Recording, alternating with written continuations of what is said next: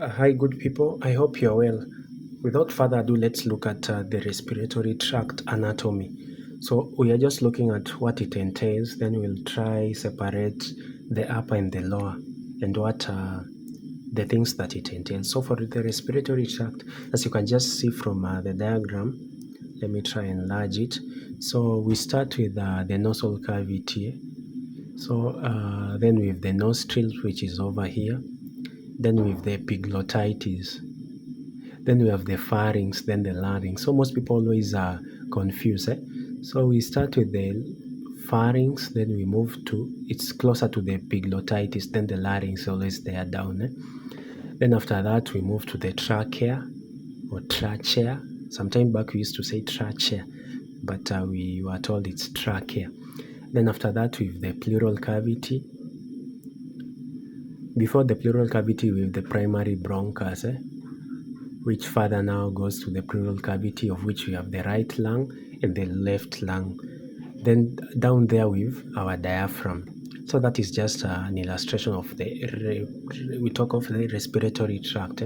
Don't forget about that.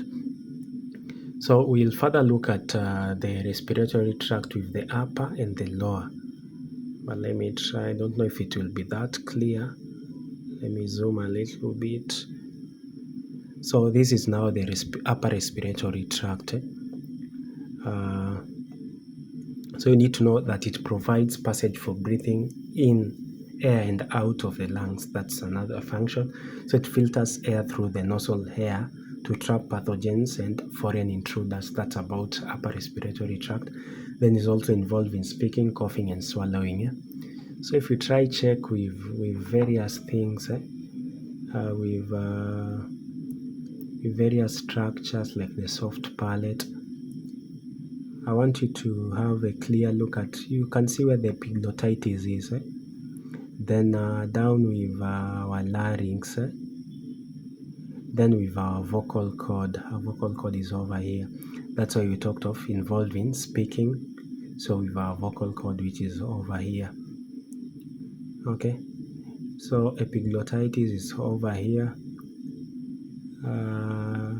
Is there any other thing we can look? So don't forget about its function, providing passage for breathing in and out air of the lungs. Then filtering air through the nasal hair to trap pathogens and foreign intruders.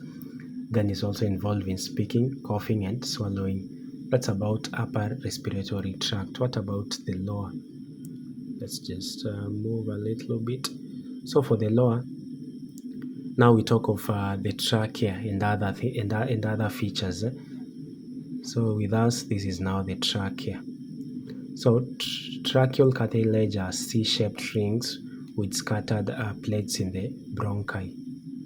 This is what we are referring to.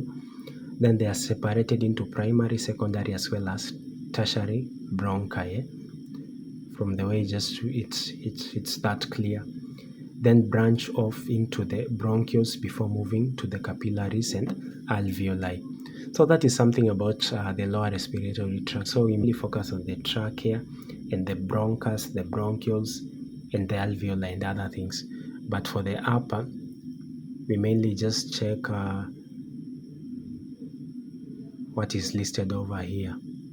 So with that, we are just done with the anatomy of the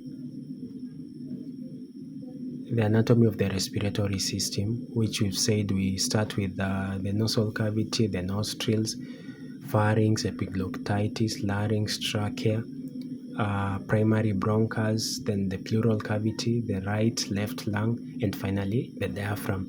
So if you have any other question, you can just post it down, then we'll try answer.